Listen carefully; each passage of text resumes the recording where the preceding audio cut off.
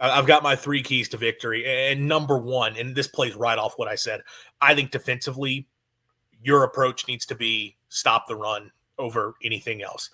We've seen now in a couple of these games that State has played against lesser competition. They've taken that approach of being much more conservative, sitting back in coverage. We're only going to rush 3. We're going to trust that if they do run the ball on us, our defensive line will, do a good job of just holding up, and our linebackers and safeties can come in and make tackles for minimal gains. And, maybe they're going to get a few yards here or there, but we're saying that they cannot sustain that over a long drive and end with getting points on the board, because either they're going to mess up because college kids can't execute that consistently play after play after play without hitting big plays, or our talent just being better. The more snaps it takes them to get in the end zone, that's more chances for our talent to make a big play that gets them off schedule and gets the ball back to us. It's a great strategy. It makes a ton of sense. And I understand not wanting to give up the explosive play, because typically in a game like this, the explosive plays are what comes back to bite you. It's like, well, how did that team pull off an upset? They hit big plays. I hear all that. This is a game where I would say I would risk giving up some big plays, because I think NIU, if you say we're just going to sit back in coverage, even though they're fine saying, oh, we'll just hand the ball off and get 3 yards. And then we'll hand the ball off again and get 3 yards. And then we'll hand it off again and get another 3 yards. And then it's 4th and 1. And guess what? We're going to go for it. And we're going to get 3 yards and we're going to convert. That's what NIU wants to do, because they really can't do much else. That's kind of what their approach has to be on offense. And sure, you would trust that State's defensive front could make enough stops that those 3-4 yards of carry wouldn't be enough for them. But I think that's a way that you let them stay on the field. That's a way that you let them sit on the ball, kill clock, and just take a bunch of time away that limits opportunities for you. So that's why if I'm State, I'm saying we're not going to let them. We're not going to let them nickel and dime their way down the field, because even though I don't think they can execute that well, letting Northern Illinois nickel and dime plays right into what Northern Illinois wants to do, and it's keeping the ball out of your hands. I would much rather say get them off the field. Let's be aggressive. Let's send a run blitz or something like that. Let's stack the box, and we trust that our guys in the secondary can hold up. We also trust their quarterback to not be able to make the throw. Let's go and make a play here. And look, maybe you do get beat over the top once. Maybe a couple times you miss a tackle and one of those running backs is off for a big run, because that does, when you sort of the opposite line of thinking. When you play back in coverage, you're more likely to give up consistent gains in the run game, but you're less likely to give up a big play because you have the guys who can come and make the tackle. If you load the box, you're less likely to give up consistent yardage, but you're more likely to give up the big run. And that's what happened with Maryland against NIU. NIU could not run the football consistently in that game, but they had one big run that got them within the game, and they were down a score in the fourth quarter because of it. Maybe that happens, but I think you have to trust that they cannot do that consistently enough over the course of a game. As much as the explosive plays are what can decide a game, I don't think Northern Illinois can hit enough explosive plays to keep up with Mississippi State. So I think if you're State, you definitely are just saying, we are just trying to get this team off the field. We don't want them possessing the football. Let's get the ball back to our offense as much as possible. Yeah, and I mean, Northern Illinois, like you say, man, their offense is going to want to eat up all the clock. So, for those out there that say, well, what does it matter if we at least stop them from scoring? If you're Mississippi State offensively, you want to be able to put up as much points on the board as possible. And to do that, you have to limit their time of possession so you have the football, so you can have those opportunities to possibly put 45 or 50 on the board, as you probably should in this game. I don't know if they're going to get 45, 50. I mean, I respect the NIU defense enough. Yeah. I get what you're saying, though. You should be able to have a positive day offensively. That does lead into what my second key to victory here is for MSU. I'm trying to strike fast. I'm trying to go for the explosive play. State, in each of the first 4 games, has hit a big play touchdown on the first drive. They need to do the same this week. I guess they don't need to, but ideally, you get the same this week. Ideally, you get those big play touchdowns. I've talked a lot about I want MSU offensively to be more consistent I want them to be able to sustain drives and not just rely on the big plays. This is a game, though, where NIU, if you hit some big plays on them and you get those quick strike touchdowns, I don't think they can keep up. Right. I think this is one of those games where you look at it and say, we can just have those explosive plays and that be enough, because if we hit enough of those, they can't keep up with us because their offense isn't going to be able to do enough. And their whole philosophy is keep our offense off the field so that we can have more, we can keep the ball out of their hands and limit the scoring opportunities for them. And I think if you're Mississippi State, you say, we'll just score as quickly as possible.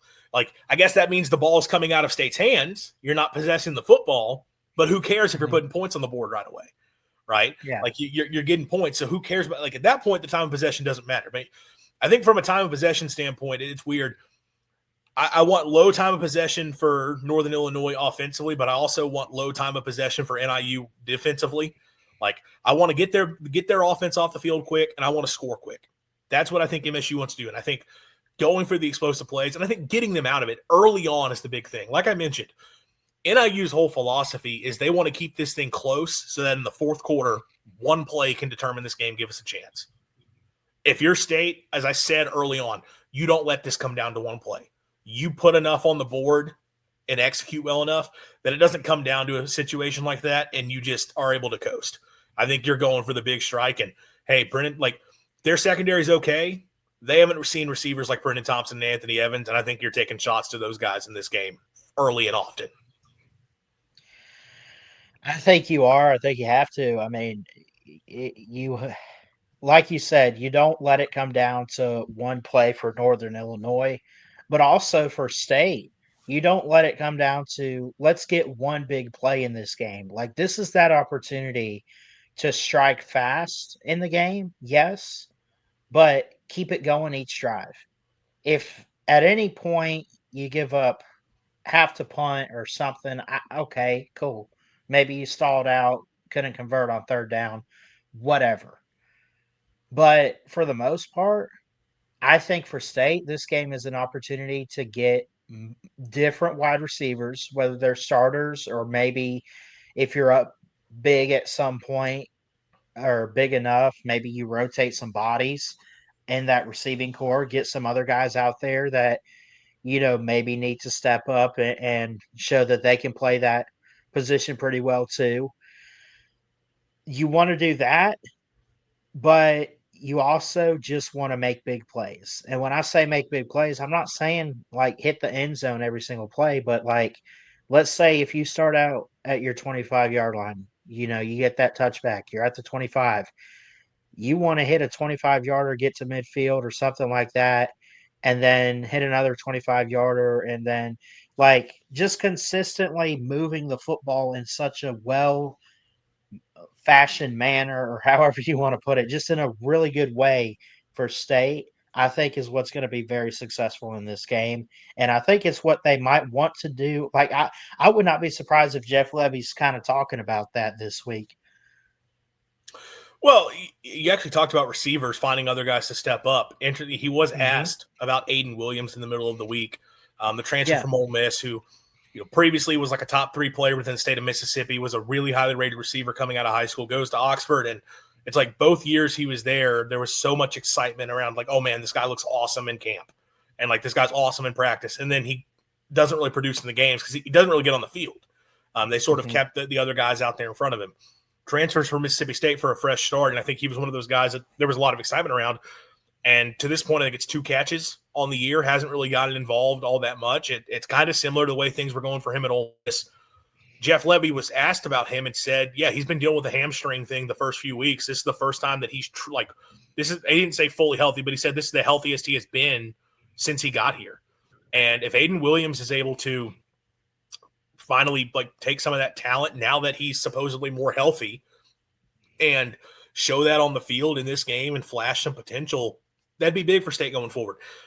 Jordan Mosley, who's obviously been around for a long time now, had an okay season a year ago, but sort of was up and down. Haven't gotten him involved much this year. He's got the one big catch for the touchdown against Alcorn last week, but just haven't really seen him this year. Blake Shapen came out and said, yeah, we got to get him going more. I've had opportunities to hit him, and I just haven't yet. I've got to do a better job of that. So you could find some other guys and get them involved in this game. And to the other point of consistently finding success on offense, I will say, look, if State's able to come out and is able to just work their way down the field, sustaining drives, over hitting the big plays, I would take that too. I love the explosive plays. I would love to completely put it out of reach. There is part of me that's like, it would be a good sign for them long term if we saw them just moving the ball consistently, which is not something they've done all that well this year. But for the purposes of this game, in terms of making sure that it's an easy win, those quick strike touchdowns early in the game are going to be big. The last thing for me, the final key, I think if you're State, it just comes down to don't waste opportunities. Like when you get in the red zone, put it in the end zone. When you don't fail on a fourth down, don't miss a field goal if you attempt it. And it goes for the other side of the ball too. Don't let NIU convert a bunch of fourth downs on you.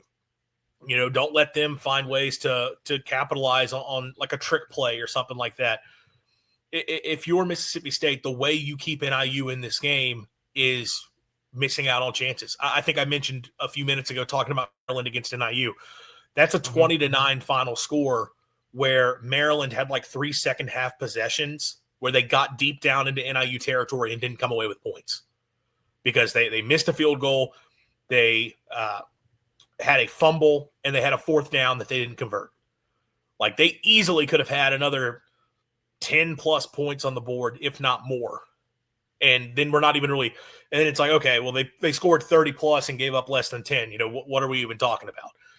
But it was a close game because Maryland did not capitalize on those chances. And NIU is a team that if you don't put them away, they'll just keep finding ways to fight back into it. So if you're State, you can't have the turnovers. You can't let them convert fourth downs. You can't fail in the red zone. Like whatever opportunities you get, especially because, look, as I talked about, you don't want to let NIU possess the ball, but what if they do? What if they find ways to hold on to the football and are killing clock? Well, then those possessions become all the more valuable. If you're State, you got to capitalize. When you get the football, you got to put points on the board. Simple as that. If State does those things, I think they win this game comfortably. And it's not being disrespectful to NIU. I think they're a great program. Hammock is a fantastic coach. But this year, they're just not quite the same as what they've been the last few seasons. And if they find a way in this game, to me right now, it would say more about Mississippi State getting in their own way than it would NIU coming in and being able to make a lot of big plays.